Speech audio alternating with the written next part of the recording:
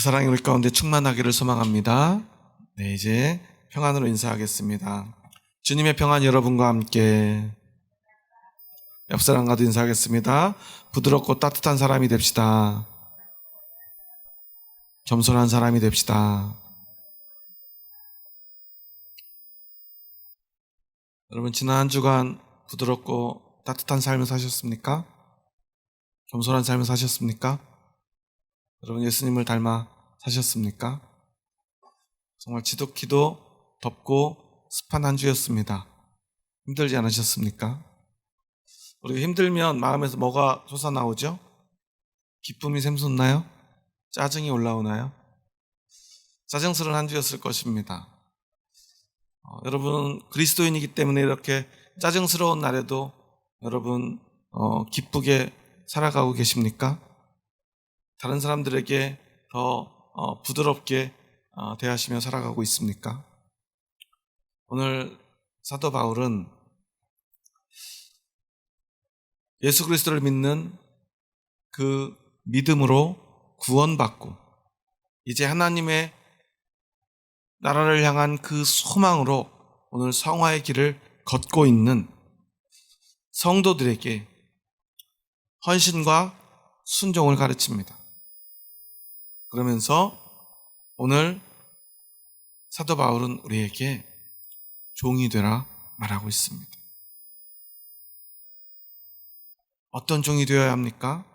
의의 종이 되어야 한다는 것입니다. 여러분은 의의 종으로 오늘을 살아가고 있습니까?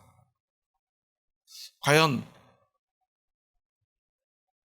이 나라 이 땅 가운데 하나님이 세우신 우리 교회들은 의의 종으로 오늘을 살아가고 있습니까? 여러분은 그리스도인이시죠? 여러분 그리스도인이시죠? 헷갈리시나요? 아직도 헷갈리신다면 이제는 그리스도인이 되어야 되지 않겠습니까? 여러분, 여러분의 어떤 이력서를 쓰거나 아니면 여러분 신상을 기록할 때 여러분 종교란에 기독교라고 기록하지 않습니까? 여러분은 기독교인이기 때문에 교회에 나오지 않았습니까? 교회에 나오면 여러분을 뭐라고 부르죠? 교인이라고 부르거나 성도라고 부르거나 또는 집사님, 권사님, 장로님이라고 부르지 않습니까? 그렇다면 여러분은 그에 합당한 삶을 살고 계십니까? 오늘 사도 바울은요, 우리에게 우리가 하나님의 은혜 안에서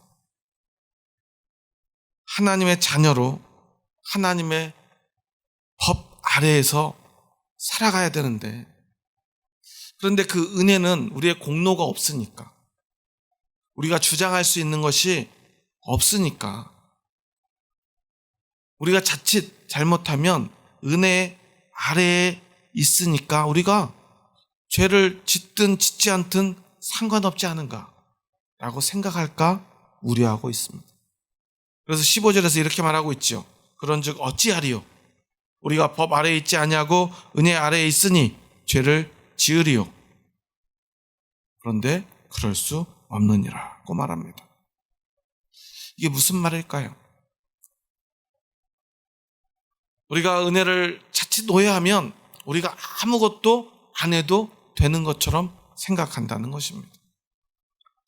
그리스도인들은 이제 성화의 길을 걸어가야 되는데 그것이 무엇인지조차 우리가 잘 모르고 있는 것은 아닌가 하는 것입니다.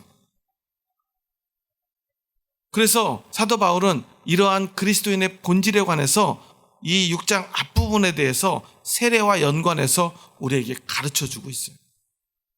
뭐라고 하고 있죠? 우리 6장 앞부분에 보면요, 6장 1절에서 5절까지 말씀을 보면 사도 바울은 이렇게 말합니다. 그런즉 우리가 무슨 말을 하리요? 은혜를 더하게 하려고 죄에 거하겠느냐? 그럴 수 없느니라. 죄에 대하여 죽은 우리가 어찌 그 가운데 더 살리요? 무릇 그리스도 예수와 합하여 세례를 받은 우리는 그의 죽으심과 합하여 세례를 받은 줄을 알지 못하느냐?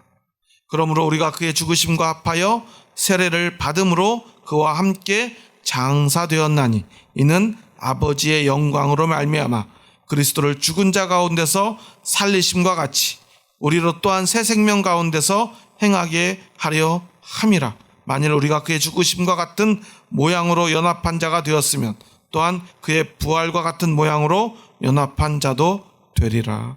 그 말입니다. 여러분 세례 받으셨죠? 여러분 세례교인이십니까? 그럼 여러분 세례에 합당한 삶을 살고 있습니까?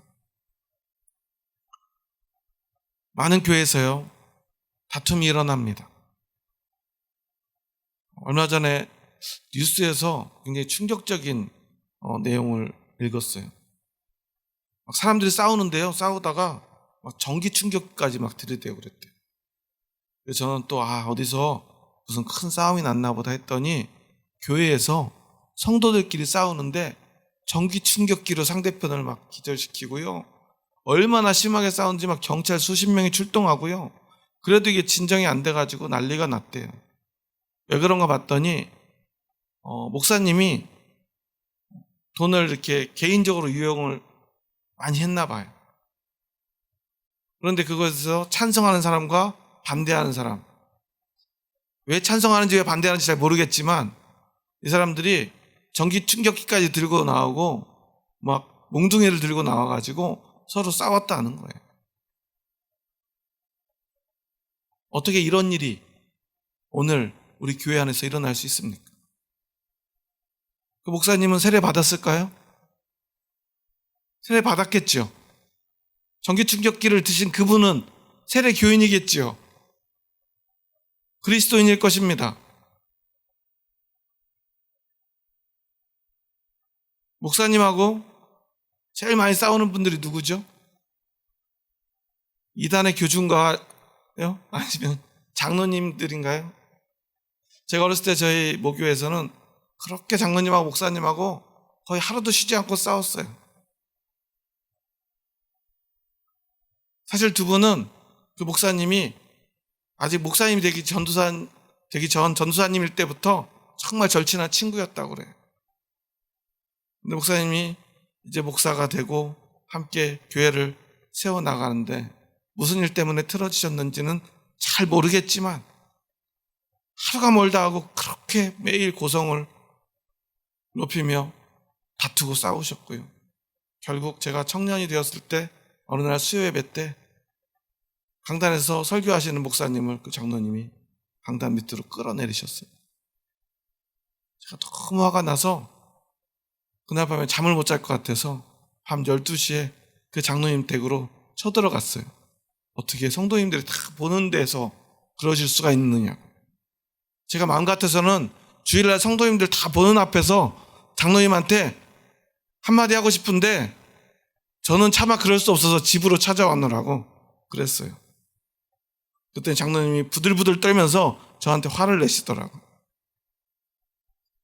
이게 청년이 찾아와서 이렇게 말 한마디 해도 장로님이 이렇게 부들부들 떠시는데 목사님은 강단에서 성도님들이 다 보는 앞에서 장로님한테 멱살에 잡혔을 때 어떤 마음이셨겠느냐고.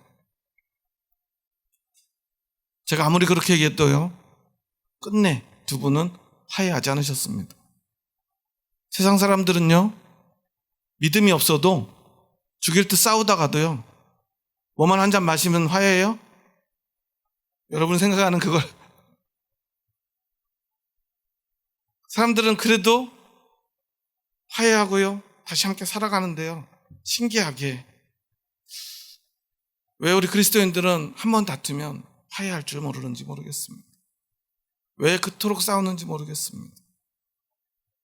그 목사님도 장로님도 분명히 오늘 이 사도 바울이 이야기한 것처럼 세례도 받았을 것이고 하나님의 은혜도 받았을 것이고 그리스도인이라는 이름도 가지고 있습니다.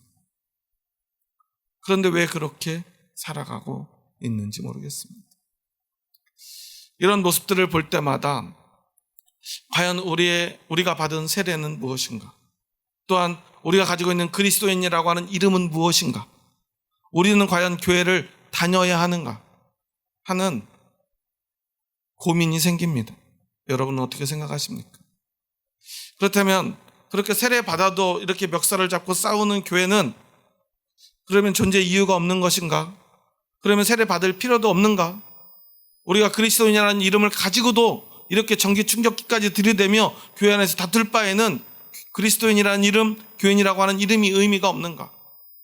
우리가 교회에 나오는데 그러면 교회 다니는 것, 이 교회의 존재 의미는 무엇인가 하는 것이죠. 그럼에도 불구하고 우리가 교회에 오면 세례를 받고요, 교인이 되고요, 그리스도인이라고 하는 이름을 가집니다.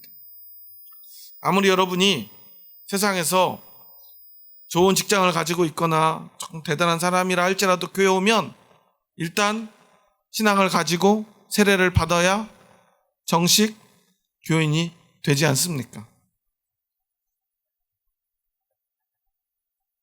그런데 우리는 세례를 받는다고 해서 우리가 무조건 구원받는다거나 세례를 받았으니 다 끝났다고 생각하지는 않습니다. 여러분, 우리가 무엇으로 구원받죠? 세례로 구원받습니까? 아니면 예수님을 믿는 그 믿음으로 구원받습니까? 그런데도 우리가 믿고 교회를 다니면 세례를 받지 않습니까? 그리고 오늘 사도 바울도 이 의에 대해서, 우리 신앙의 본질에 대해서 이야기하며 세례를 이야기합니다. 왜 그러죠? 첫째, 예수님이 세례 받았기 때문에. 요단강에서 세례 요한이 모든 백성들에게 세례를 베풀고 있을 때 예수님이 찾아옵니다. 세례 요한이 뭐라고 그러죠? 저는 세례를 베풀 수 없습니다. 제가 감히 안 됩니다. 요한은 극구 말려요. 그런데도 예수님 뭐라 그러죠? 난 세례 받아야 돼. 꼭 받아야 돼. 기어이 예수님은 세례 요한에게 세례를 받아요. 그렇다면 그 세례를 받는 이유가 있지 않겠습니까? 그 이유는 무엇일까요? 오늘 이 세례의 의미를 되새기고 신앙의 본질을 다시 한번 우리가 해보겠으면 하는데요. 고린도전서 10장 1절 2절에 보면 이렇게 말하고 있어요. 형제들아, 나는 너희가 알지 못하기를 원하지 아니하노니 우리 주상들이 다 구름 아래에 있고 바다 가운데로 지나며 모세에게 속하여 다 구름과 바다에서 세례를 받고. 무엇에 관한 이야기입니까? 출애굽에 관한 이야기죠. 이스라엘 백성들이요, 애굽에서 삽니다. 애굽에 종노릇합니다. 그곳은 우상을 섬기고요, 죄가 관영한 죄악의 땅입니다. 출애굽기 엑소더스라고 영어 성경은 말하죠. 죄의 땅에서 탈출했다라는 거예요. 그들이 그 죄의 땅인 애굽에서 탈출합니다. 탈출할 때 어디로 탈출하죠? 홍해 앞에 섭니다. 그러자 하나님은 홍해를 갈라주죠. 그러자 온 백성이 그 홍해 바다 속으로 들어갑니다. 그리고 그것을 다 건너니까 그 홍해가 다시 하나로 합해져서 더 이상 애굽 땅으로 돌아갈 수 없게 되었습니다. 이것을 사도 바울은 고린도전서 10장에서 그 이스라엘 백성들이 그 하늘과 이 바다 가운데서 그들이 세례를 받은 것이다 라고 말하고 있어요. 세례를 어떻게 받죠? 여러분, 세례 어떻게 받으셨어요? 우리 장로교다 보니까 우리 세례 어떻게 받죠? 물로 이렇게 머리에 조금 묻히지만 원래 예수님이 받은 세례는 어떻게 합니까? 보통 침례교에서 행하는 세례와 같이 물속에 완전히 몸을 담그죠. 머리 끝까지. 마찬가지로 이스라엘 백성들은 어디로 들어갔죠? 홍해 그 바다 속으로 완전히 들어갔습니다. 혼자 들어갔습니까? 이스라엘 백성 전체가 들어갔습니까? 전체가 들어갔죠. 그래서 그들은 이스라엘 민족이 함께 단체로 세례를 받은 거예요. 이것이 바로 세례의 형식입니다. 그런데 우리는 오늘 그렇게 물속에 완전히 잠기지도 홍해에 들어가지도 않죠. 그럼에도 불구하고 여러분 세례 받았습니까? 세례를 받았죠. 왜? 우리 장로교회 형식으로 여러분 세례를 받은 거예요. 근데 어떤 교회는 이렇게 세례를 베풀고 저렇게 세례를 베풉니다. 침례교회에서는 침례를 행하는 목욕탕이 있어야 돼요. 왜냐하면 물속에 완전히 잠겨야 되니까. 근데 우리는 그렇게 하지 않죠. 왜냐하면 그 형식은 그 형식의 의미 그리고 그 형식이 중요하기 때문에 그렇습니다. 형식을 거치는 게 중요하기 때문에 그래요. 그래서 각자 교회가 그 의미를 잃어버리지 않는 선에서 형식을 만들어내고요. 그 형식을 거치도록 합니다. 이스라엘 백성들이 홍해를 지났던 것, 그것이 바로 형식입니다. 그리고 그 형식은 완전한 형식이에요. 물속에 완전히 잠겼다가 그것을 건너고 다시 애굽으로 돌아갈 수 없게 되었습니다. 즉 세례의 형식 그리고 그 의미는 무엇입니까? 죄의 나라에서 의의 나라로 건너는 그 첫걸음인 것입니다. 그래서 이제 세례 받은 자는 어떤 사람이 됩니까? 죄의 종이었다가 죄의 종에서 탈출해서 하나님의 나라로, 의의 나라로 나아가서 의의 종이 되는 것입니다. 그러기 위해서 우리는 세례를 받습니다. 그런데 문제는 그렇게 집단적으로 온 민족이 함께 세례의 형식을 거쳤음에도 불구하고 이제 다시는 애굽 땅으로 돌아갈 수 없게 되었음에도 불구하고 그들은 그 세례에 합당한 삶을 살았습니까? 그렇지 못했죠. 그들은 어떤 삶을 살았습니까? 먹을 게 없으면요, 애굽 땅에서는 배부르게 먹을 수 있었는데 고기를 주니까 고기만 먹으니까 퍽퍽해서 못 먹겠다. 마늘도 좀 있었으면 좋겠고 파도 좀 있었으면 좋겠고 우리나라 사람 같았으면 고춧가루도 있었으면 좋겠고 고추장도 있었으면 좋겠는데 애굽에 살 때는 그런 게 다 있었는데 광야에 살려니까 너무너무 힘이 들고 하나님이 매일같이 만나를 주시지만 이것만 먹으니까 힘들어서 못 살겠다. 걷다가 목이 마르면 물이 없어서 못 살겠다. 돌아가면 좋겠다. 끊임없이 어디를 향합니까? 더 이상 돌아갈 수 있는 길이 완전히 막혔음에도 불구하고 완전한 형식을 통해서 그들이 다시 애굽으로 돌아갈 길이 막혔음에도 불구하고 우리의 마음은 끊임없이 그 애굽 땅을 사모하고 있더라는 거예요. 그 결과는 어떻게 됩니까? 그들이 그 불순종함으로 말미암아 그 마음이 다시 애굽 땅으로 돌아가고자 하는 그 모습으로 말미암아 60만 명이나 되는 이스라엘 백성 가운데 하나님의 약속의 땅에 들어간 사람은 몇 명입니까? 몇 명이죠? 단 2명밖에 없어요. 여호수아와 갈렙. 물론 그 이후에 태어난 홍해를 건너지 않은 광야에서 태어난 사람들은 전부 약속의 땅인 가나안 땅에 들어갔지만 이 홍해를 건너 이 세례의 형식을 거친 사람들 가운데는 단 2명밖에는 그 약속의 땅에 들어가지 못했다는 사실이에요. 이것은 무엇을 의미하죠? 우리의 신앙과 이 세례와 우리 그리스도인이라고 하는 이 이름에는 어떤 형식이 분명히 있고 그 형식을 반드시 거쳐야 하지만 그것만큼이나 중요한 것 아니 그것보다 더 중요한 것은 그 본질에 있다는 것입니다. 그 본질은 무엇입니까? 세례는 형식을 거치고요, 집단적으로도 받을 수 있고요, 그것을 눈에 보이기만 하면 됩니다. 그런데 그것은 반드시 거쳐야 되는 거예요. 예를 들어서 애굽 땅에서 나오지는 않고 홍해도 건너지 않았지만 이스라엘 백성이지만 하나님의 백성이지만 그 홍해는 건너지 않고 나는 애굽 땅에서 하나님만 믿고 잘 살겠다 하는 것 가능합니까? 이건 불가능하다는 것을 예수님이 가르쳐 주신 거예요. 그래서 예수님도 세례를 받으신 것입니다. 그래서 우리는 세례를 받아야 하고요, 교인이라는 이름을 가져야 되고요, 그리스도인이라고 하는 이름도 가져야 합니다. 교회에도 다녀야 합니다. 어떤 분들은 이야기하죠. 교회 다니는 것이 뭐가 중요하냐? 여러분, 중요합니다. 교회 나와도 어려운 이것을 여러분 교회 나오지 않고 할 수 있겠습니까? 애굽 땅에서 탈출해서 홍해를 건너고 광야를 지나면서 그 많은 기적을 보고도 이스라엘 백성들 60만 명 중에 그 세례의 본질을 발견하고 그것을 구현해낸 사람은 단 2명밖에 없었는데, 그렇게 어려운 길인데 과연 애굽 땅에 그냥 남아서 죄의 종으로 살면서 그 일을 해낼 수 있는 사람이 세상에 있겠습니까? 그래서 오늘 23절에 보면요, 사도 바울은 이런 얘기를 해요. 함께 23절 읽어볼까요?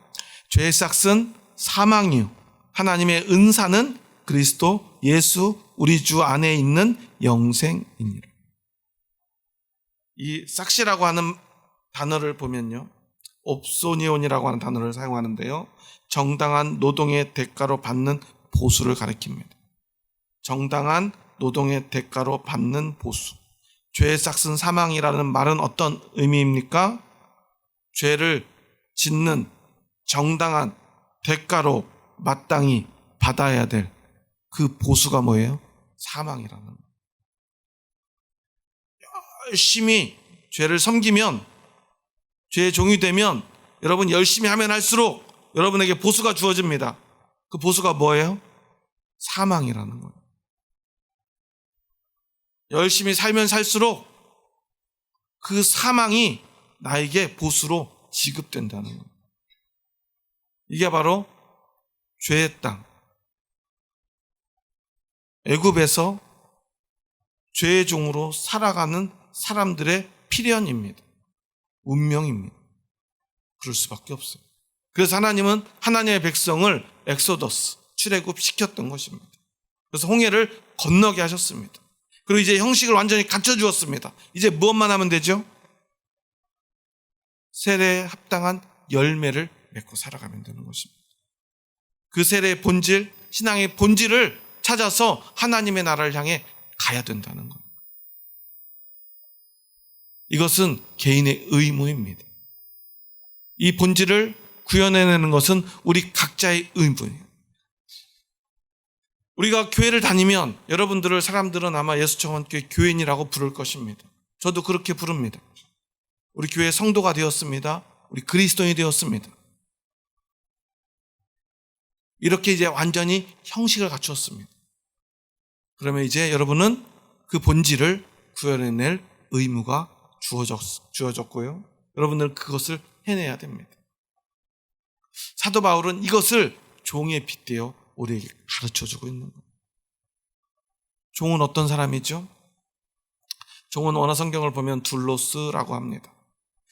그런데 우리 교회에서 종과 함께 가장 많이 사용되는 단어가 청지기입니다. 목사님들 강단에 서면 스스로를 지칭해서 제일 많이 하는 말이 하나님의 종입니다. 근데 종은 어떤 사람이죠? 청지기와는 완전히 다른 사람이에요. 철저하게 예속된 노예입니다. 청지기는 고용관계예요. 돈을 벌기 위해서 주인에게 봉사하는 사람이지만 목적이 있습니다. 그리고 주인에게 완전히 예속된 것도 아니에요. 서로 계약 관계입니다. 그리고 그 계약에 따라서 그 값을 받으면 되는 거예요. 그런데 종은 어떻죠? 생사여탈권까지 완전히 주인에게 예속된 존재예요. 자기 의지 따위는 없습니다. 자기 주장도 할 수 없습니다. 열심히 일했다고 착세를 받을 수도 없습니다. 그저 주인이 시키는 대로 복종하는 것밖에 없습니다. 그래서 오늘 바울은 뭐라고 말합니까? 두 주인을 섬길 수 없다고 말하고 있는 거예요. 두 주인을 섬긴다는 것은 불가능하기 때문이에요. 왜냐하면 청지기가 아니기 때문이에요.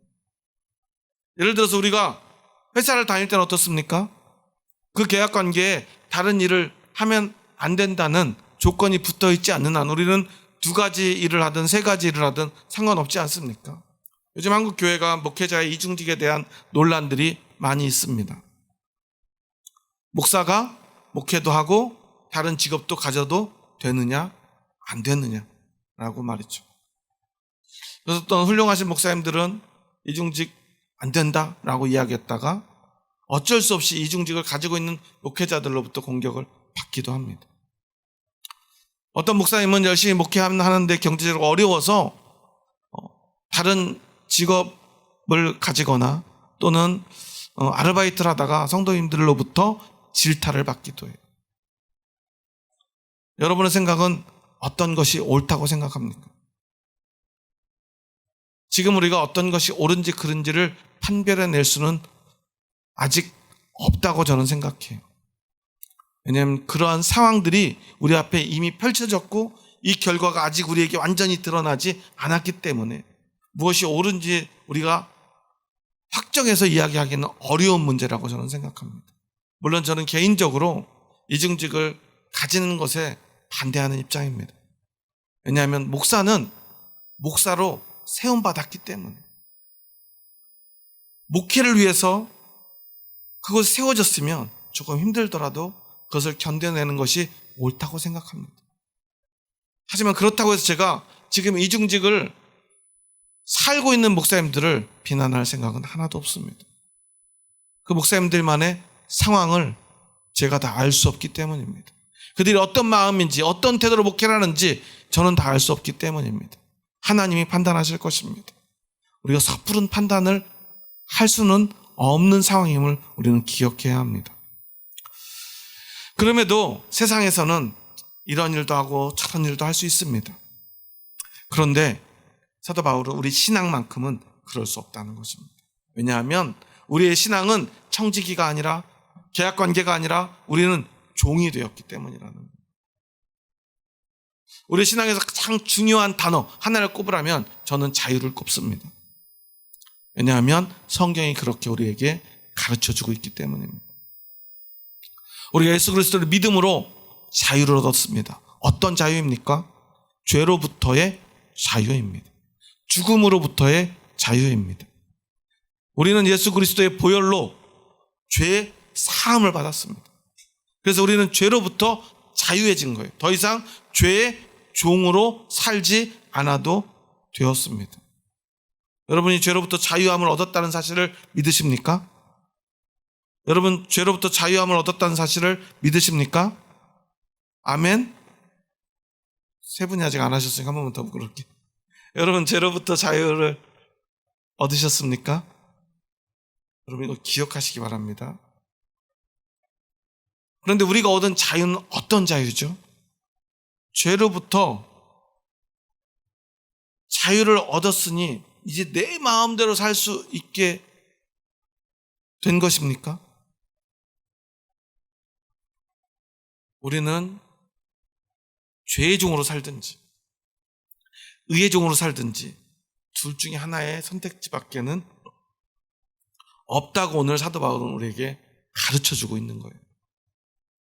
그러니까 우리가 얻은 자유는 어떤 자유죠? 죄로부터의 자유일 뿐이에요. 이전에는 무엇으로부터 자유했습니까? 의로부터 자유했습니다. 그런데 이제는 죄로부터 자유한 존재가 된 거예요. 이 말은 반대로 말하면 우리는 죄의 종이었는데 이제는 의의 종이 되었다는 거예요. 둘 중에 하나의 종이 되어야 한다는 거예요. 그런데 죄의 종도 되었다 의의 종도 될 수는 없다는 것을 이야기합니다. 왜냐하면 종이기 때문에. 이 주인에게 하나의 주인에게 우리는 완전히 복속되어서 그 주인의 명령만 따르는 종으로 살 수밖에 없다는 거예요. 그런데 우리는 자꾸만 어떤 주인을 생각합니까? 세례를 받았음에도 그리스도인이 되었음에도 과거에 매여서 그것으로 자꾸만 돌아가 옛 주인을 생각하는 것입니다. 그래서 우리 교회가 자꾸만 문제가 생기는 거고요. 광야에서 40년 동안 이스라엘 백성들은 하나님을 그렇게 마음 아프게 했던 것입니다. 이제 우리는 어떻게 해야 합니까? 사도 바울은 우리가 어떻게 해야 된다고 말하고 있습니까? 16절 말씀 함께 봉독합니다. 너희 자신을 종으로 내주어 누구에게 순종하든지 그 순종함을 받은 자의 종이 되는 줄을 너희가 알지 못하느냐? 혹은 죄의 종으로 사망에 이르고 혹은 순종의 종으로 의에 이르느니라. 여러분은 사망에 이르기를 원하십니까? 의에 이르기를 원하십니까? 의에 이르기를 원하신다면 이제 여러분은 순종의 종이 되어야 합니다. 사실 그런데 이 본문의 말씀을 보면요, 죄의 종으로 순종의 종으로, 사실은 죄의 종 의로라고 대비한다면 순종의 종보다는 성결의 종 또는 의의 종이 맞지 않겠습니까? 그런데 순종의 종이라고 말합니다. 왜냐하면 우리에게 죄와 대비되는 의의 본질은 하나님께 순종하는 것이기 때문입니다. 우리가 생각하는 도덕적인 의가 아니라는 거예요. 여러분은 의로운 사람이 되어야 합니다. 의의 종이 되어야 되니까. 그런데 많은 그리스도인들이 이것을 의미를 착각합니다. 세상에서 도덕적으로 더 바르고 정직한 사람이 되려고 해요. 그래서 어떤 목사님들은요, 복음을 가르치고요, 좋은 말씀 많이 하는데 나중에 보면 결국 우리가 세상에서 도덕적으로 바르게 사는 것만을 너무 강조하는 분들이 계십니다. 우리는 너무 강조해도 지나치지 않죠. 우리는 당연히 그렇게 살아야 하고요. 그것 너머로 나아가야 되기 때문에 우리는 도덕을 넘어서야 되는 사람들입니다. 왜냐하면 하나님의 백성이고 하나님께 순종하는 사람이니까요. 우리의 목숨까지도 바칠 수 있는 사람이니까요. 그런데 그렇다고 해서 그 의가 세상의 도덕의 기준이 되어서는 안 된다는 것입니다. 바울이 말하는 의는 무엇입니까? 하나님께 순종하는 것입니다. 하나님께 나아가는 것. 하나님께 나 자신을 전부 드리는 것입니다. 그런데 여전히 우리는 그 모든 형식을 거쳤음에도 불구하고 여전히 죄의 종으로 살아가고 있지 않은지 우리의 모습을 돌아보라는 의미입니다. 우리가 의의 종의 형식을 갖췄다고 해서 그냥 의의 종이 되는 것이 아니라는 것을 우리에게 명백하게 밝히고 있는 거예요. 우리 한번 17, 18절 함께 있습니다. 하나님께 감사하리로다. 너희가 본래 죄의 종이더니 너에게 전하여 준 바 교훈의 본을 마음으로 순종하여 죄로부터 해방되어 의에게 종이 되었느니라. 여기서도 결국 무엇을 강조하죠? 너희에게 전하여 준 바 교훈의 본을 마음으로 어떻게 해요? 순종하여. 계속 순종을 강조하고 있습니다. 16절에서 순종의 종으로 의에 이르고 우리에게 준 이 교훈, 이 말씀을 통해서 이 마음으로 우리가 순종하여 죄로부터 해방된다는 것입니다. 그래서 의에게 종이 되었느니라고 말하고 있어요.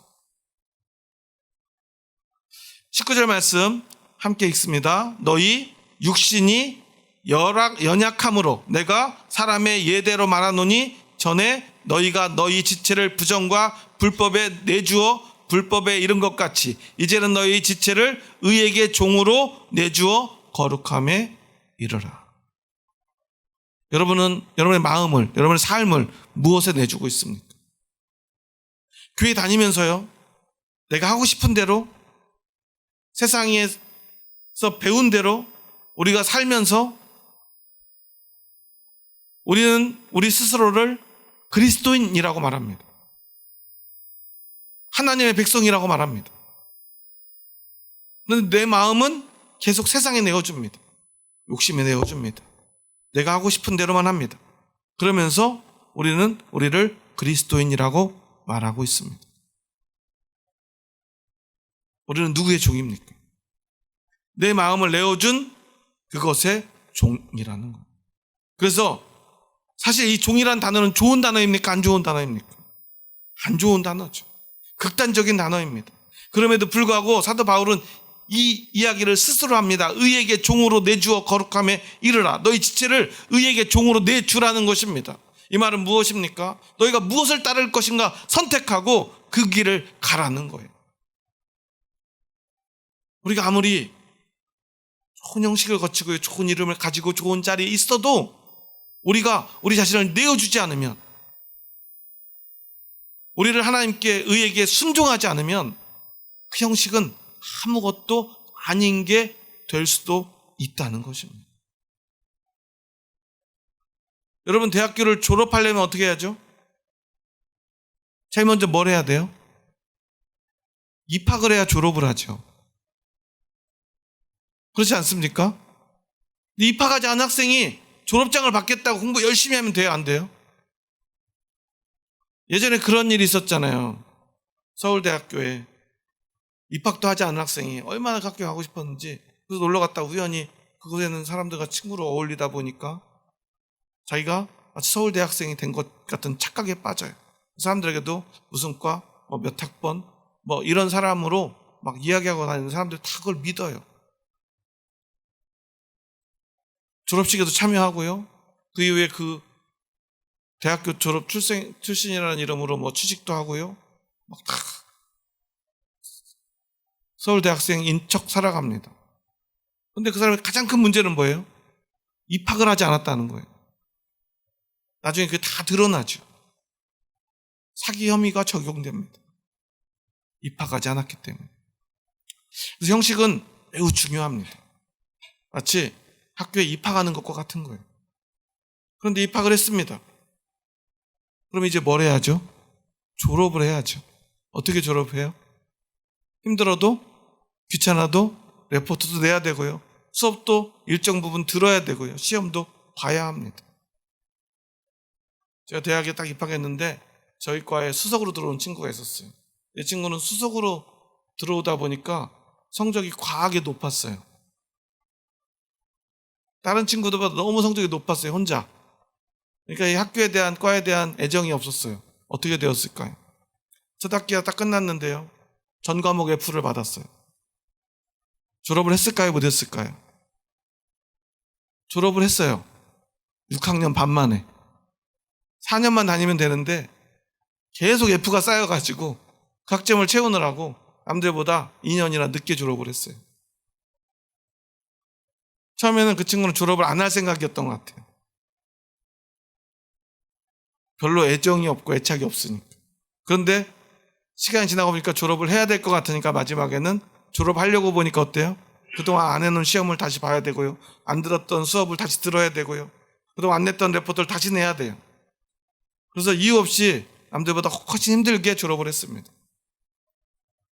이미 대학교 4학년이 되기 전에 공무원 시험도 합격을 해놓고 머리 좋은 친구니까요. 다 해놨는데 대학 졸업장이 없으니까 회사 다니면서 일하면서 학교를 결국은 힘들게 졸업을 했어요.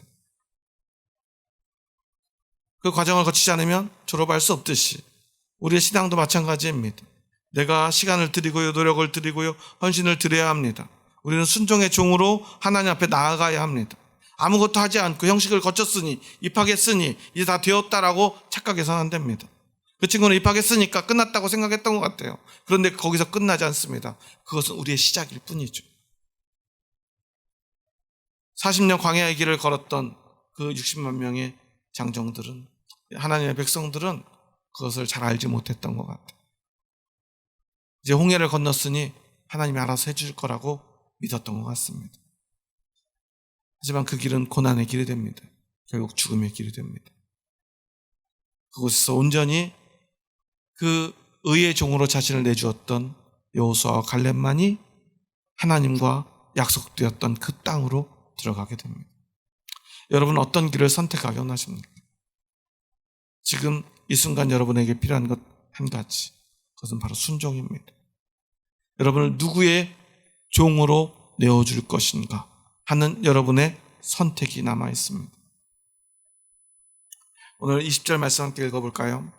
너희가 죄의 종이 되었을 때에는 의에 대하여 자유로웠느니라. 우리는 의에 대해 자유로운 사람이었습니다. 하지만 이제 우리는 죄에 대하여 자유로운 사람이 되어야 합니다. 죄에 대하여 자유롭다는 것은 무엇입니까? 그 자유는 어떤 자유입니까? 죄를 거절할 자유입니다. 그리고 여러분은 의의 종이 되었습니다. 순종의 종이 되었습니다. 하나님의 말씀을 거절할 자유를 스스로 포기하는 것입니다. 오늘 하나님은 여러분에게 말씀하십니다. 하나님은 여러분을 어딘가로 부르십니다. 그때 여러분 그곳에 그 말씀에 순종할 자유가 있습니다.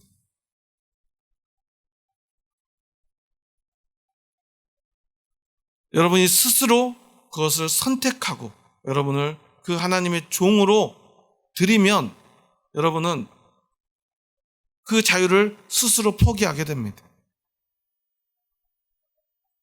그리고 여러분이 스스로 그 모든 자유를 포기하고 하나님께 전적으로 종이 되고 그 말씀에 복종할 때 여러분은 세상에서 죄에 대하여 죽음에 대해서는 완전히 자유한 자가 되는 것입니다.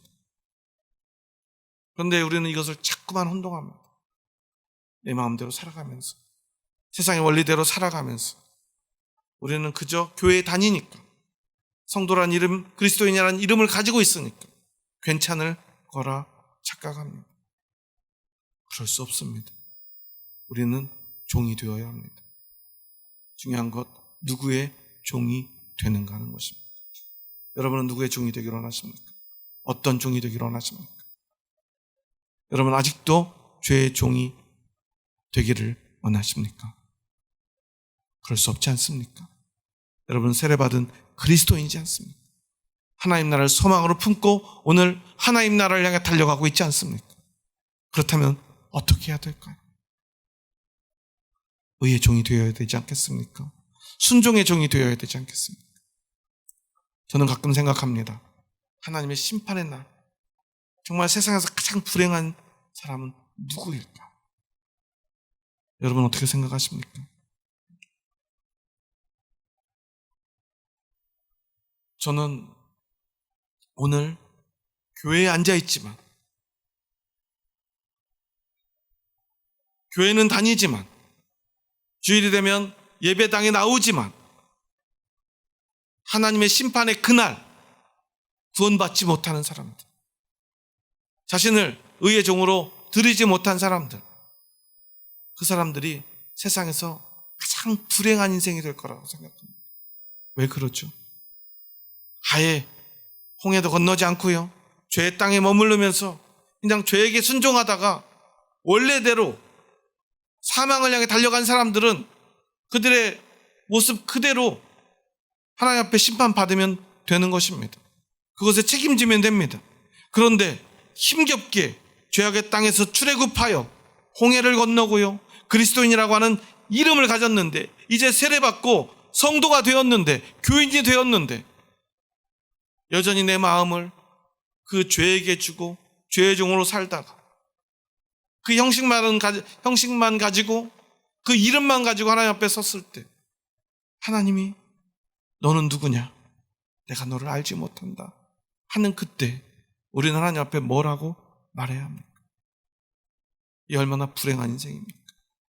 이곳에도 저곳에도 서지 못한 채 하나님께 심판받아야 되는 그 영혼은 어떻게 해야 됩니까? 제가 주일 예배를 그리고 말씀을 준비할 때마다 제가 생각하는 것은 단 하나입니다.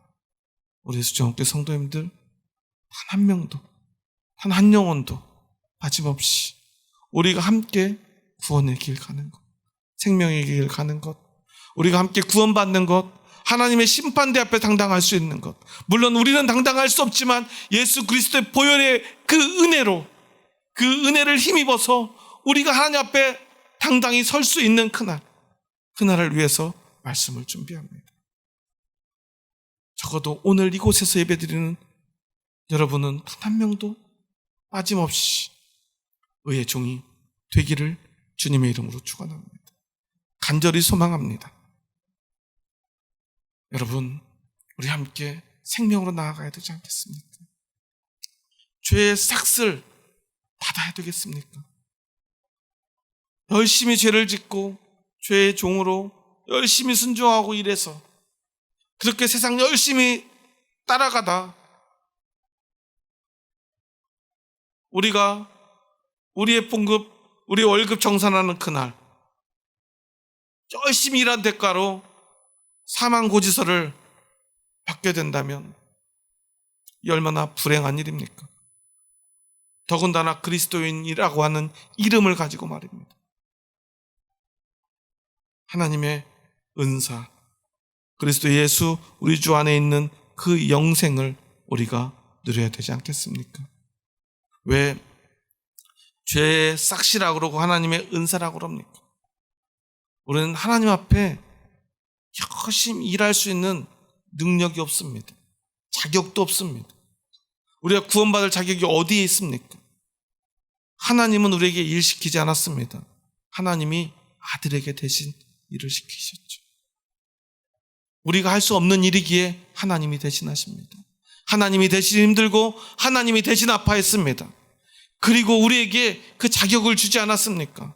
그리고 이제는 너희가 의의 종으로 살기만 해라. 자격을 미리 줄 테니까 이제 열심히 한번 같이 이 길을 가보자 라고 말씀합니다.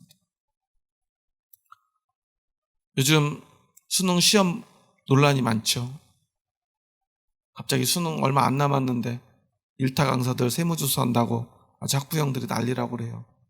저희들 자녀들이 들어야 되는 그 강의에 영향이 있을까 봐요. 강사들 걱정하는 거 아니에요. 저희 자녀들 걱정하는 거죠. 그럼 만약에 정부에서 여러분의 자녀들 대학에 그냥 합격시켜 줄 테니, 일단 합격시켜 줄 테니 와서 열심히 공부만 하면 졸업도 하고 좋은 직장도 가질 수 있다고 말해준다면 여러분 어떻게 하겠습니까? 제가 만약 고3 자녀를 둔 학부형이라면 그런 정부를 전폭적으로 지지할 것 같아요. 선거가 있다면 표를 10표, 100표라도 몰아줄 것 같아요. 그렇지 않습니까? 하나님은 그렇게 우리에게 하나님 희생으로 하나님이 대가를 대신 치르시고 우리에게 전부를 주셨습니다. 이것이 바로 은혜입니다. 우리는 그렇게 은혜 받았습니다. 그렇게 은혜 받고 그리스도인 되었습니다. 그 모든 과정도 형식도 주님이 해주셨습니다. 우리가 세례받을 때 한 게 뭐가 있습니까? 우리가 그리스도인 될 때 한 게 무엇이 있습니까? 하지만 이제 우리는 그 자격을 얻지 않았습니까? 그리스도인 되지 않았습니까? 성도가 되지 않았습니까? 하나님의 백성 되지 않았습니까? 그렇다면 대학에 갈 수도 없는 아이가 서울대 합격했으면, 입학해서 자격을 받았으면 잘하지 못해도 열심히 할 수 있지 않겠습니까? 주님이 원하는 그 종의 모습, 바로 그것입니다. 어떤 목사님은 그런 얘기를 하더라고요. 여러분, 교회에서 청소하고요, 봉사하고 헌신하는 거 하나님 섬기는 거 아닙니다. 그냥 교회 예배당이나 섬기는 거죠. 이렇게 쉽게 얘기를 하시더라고요. 물론 그분은 그렇게 생각할 수도 있을지 모르겠습니다. 아주 훌륭한 목사님이라 저도 존경하는 분인데 그 얘기를 듣는데 저는 마음이 좀 무거웠어요. 성도님들의 그 헌신과 순종을 그렇게 가볍게 얘기해서야 되나? 물론 때로 우리의 마음이, 헌신의 방향이, 순종의 방향이 조금 부족할 수 있습니다. 조금 엇나갈 수 있습니다. 본질에서 조금 부족해 보일지 모릅니다. 하지만 교회 와서요, 아무도 없는 곳에서 청소하고요, 화분 닦고요, 정리하는 그 마음 속에 하나님을 향한 마음이 없겠습니까? 순종의 마음이 없다면 과연 그럴 수 있겠습니까? 그 마음, 그 모습, 그것을 하나님이 받아주지 않겠습니까? 우리가 그 마음을 알 수 없는데 왜 그분이 그렇게 얘기했는지 저는 잘 모르겠습니다. 물론 예배당에 섬기고 하나님 아닌 다른 거 섬기느라고 잘못된 길 가지 말라고 바른 길 가르쳐 주시고 싶었겠죠. 하지만 우리는 완전할 수 없지 않습니까? 하나님은 여러분의 중심을 보십니다. 여러분 마음 깊은 곳에 있는 그 순종의 마음, 의의 종이 되고자 하는 그 마음은 분명히 하나님께서 어떠한 순간이라도 반드시 아신다는 사실입니다. 우리의 그 순종의 외형이 조금 부족할지라도 말입니다. 그래서 제가 믿음이 있다면 교회로 나오십시오. 신앙이 있다면 한 번이라도 더 교회에 나오십시오. 와서 예배를 드리든, 와서 기도를 하든, 와서 청소를 하시든, 아니면 와서 진짜 음악이라도 듣고 쉬시든, 정 피곤하면 아무도 없는 교회 예배당에서 잠이라도 주무시라고 제가 왜 말씀드리냐면요, 그 발걸음이, 그 마음이 결국 우리의 순종과 헌신이 되기 때문입니다. 그것이 진짜 의의 종의 모습이기 때문입니다. 종은 주인 곁에 있어야 되지 않겠습니까? 물론 하나님은 세상에 안 계신 곳이 없습니다. 그런데 우리는 하나님과 같지 않기 때문입니다. 그래서 하나님이 정해진 곳, 정해진 시간을 우리가 최선을 다해 지키는 것 아니겠습니까? 그래서 여러분들 오늘 이곳에, 이 시간에 나온 것 아니겠습니까? 하나님은 이 마음을, 이 믿음을 아시리라 믿습니다. 여러분 하나님의 종이 되기를 원하십니까? 의의 종이 되기를 원하십니까? 순종의 종이 되기를 원하십니까? 그렇다면 여러분의 주인이신 하나님의 음성에 귀 기울이십시오. 내 마음의 소리, 세상의 소리가 나를 유혹할 때 여러분 하나님이 주신 그 자유를 사용하십시오. 그래, 나 원래 그거 좋아하는 사람이야. 그거 하고 싶은 사람이야. 그런데 난 이제 더 이상 그게 하고 싶어도 하지 않을 수 있는 자유가, 능력이 나에게 있어. 거절할 수 있는 자유. 우리는 우리의 연약함을 인정해야 합니다. 우리의 부족함을 인정해야 합니다. 어렸을 때요, 아빠에게 정말 많이 맞고 학대당한 아들은요, 자기가 장성해서 아빠보다 키도 훨씬 크고요, 힘이 훨씬 세져도 그 아빠를 무서워합니다. 왜 그러죠? 어렸을 때 기억이 그 마음을 지배하고 있기 때문에, 그 두려움이 여전히 남아있기 때문에 그래요. 그래서 그 무서운 아빠의 폭력 앞에 무기력해집니다. 하지만 어느 날 자신이 정말 아빠보다 힘이 세다는 사실을 깨닫는 순간에 그 폭력으로부터 벗어날 수 있는 것입니다. 그것을 거절할 수 있는 것입니다. 진정한 자유를 누릴 수 있는 것입니다. 죄의 힘은 거대합니다. 우리 개인의 힘으로 넘어설 수 없습니다. 죽음의 두려움은 우리가 이겨낼 수 있는 종류의 것이 아닙니다. 하지만 하나님은 우리를 그 죄보다, 그 사망보다 크고 위대하게 바꿔주었습니다. 예수 그리스도의 십자가로, 예수 그리스도의 은혜로 우리를 새롭게 바꿔주셨다는 사실입니다. 왜 예수 그리스도의 십자가와 우리가 연합해야 합니까? 우리가 죄를 이길, 죄로부터 자유할 힘을 얻기 위함입니다. 여러분에게는 그 능력이 있습니다. 세상이 여러분에게 속삭일 때, 여러분이 감당할 수 없고 여러분이 거부할 수 없는 여러분의 마음의 소리가 여러분에게 속삭일 때, 여러분 하나님이 주신 그 의의 자유를, 그 능력을 마음껏 사용하시기 바랍니다. 그 모든 것 거절하시고 여러분이 들어야 될 음성이 무엇인가를, 여러분이 누구의 종인가를 다시 한번 기억해내시기 바랍니다. 오늘 여러분 하나님의 음성을 듣고 이곳에 오셨죠? 예배의 자리를 여러분 찾아오셨지 않습니까? 이것이 바로 믿음의 시작입니다. 의의 종으로 사는 그 삶의 시작입니다. 여기에서부터 시작하시기 바랍니다. 그리고 끊임없이 그 음성에 귀 기울이십시오. 교회에 나오라는, 하나님 앞에 나오라는, 말씀 앞에 나오라는 그 음성에 여러분 먼저 귀 기울이시기 바랍니다. 여러분의 인생이 분명히 달라질 것입니다.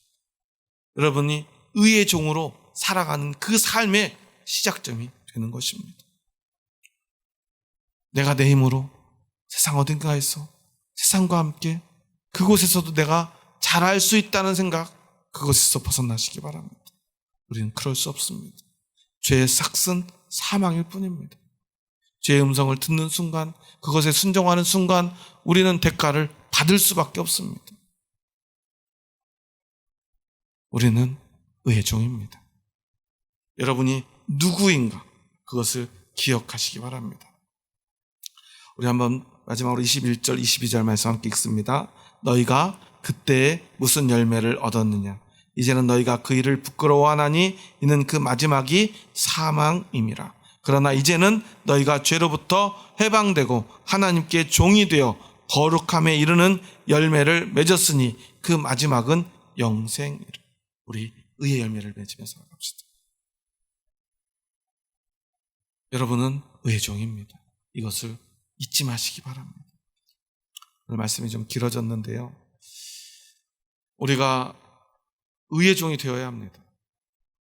이것을 우리가 자꾸만 잊어버릴 수밖에 없기 때문에 제가 강조하고 또 강조합니다. 쉽지 않기 때문입니다. 저도 쉽지 않아요. 목사도 쉽지 않습니다. 아까 이중주 얘기했는데요, 목회만 하는 저도 어려운데 세상에 살고요, 가정을 꾸리고요, 그리고 교회도 다니는 여러분은 목회자들보다 10배, 20배, 100배 어려운 그 믿음의 길을 가고 있는 것입니다. 그런데요, 저는 목사다 보니 새벽에 나와서도 말씀 봐야 되고요, 저녁에도 말씀 전해야 되고요, 준비하려면 낮에도 말씀을 준비해야 합니다. 하나님 음성 듣고요, 말씀 듣고요, 계속 듣고 또 들어야 됩니다. 그래도 그 틈새에 세상 소리가 자꾸만, 그 작은 소리에도 저는 또 흔들립니다. 그런데 종일 세상과 함께 사는 여러분이 어떻게 안 흔들릴 수 있겠습니까? 하지만 그럼에도 불구하고 여러분, 흔들리지 말아야 합니다. 여러분은 죄의 종이 아니기 때문입니다. 여러분은 의의 종이라는 사실을 기억하시기 바랍니다. 여러분 이겨내시기 바랍니다. 넘어지지 마시기 바랍니다. 혼자 할 수 없다면 서로 손잡고 함께 이겨냅시다. 그래서 우리를 이곳에 함께 불러주신 건 아니겠습니까? 우리는 그래서 세상 이 전쟁터와 같은 이 죄의 땅에서 이 모든 것 딛고 일어나 오직 의의 종으로 함께 살아나고 함께 승리할 믿음의 가족, 믿음의 전우입니다. 여러분 이것을 잊지 마시기 바랍니다.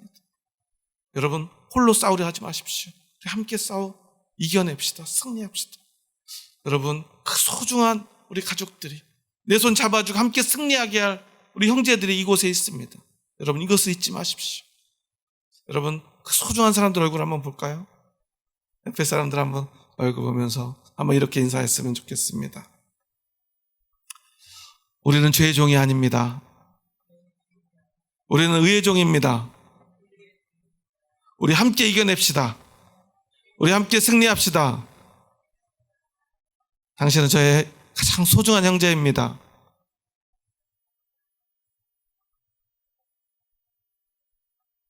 여러분 정말 소중하게 느껴지십니까?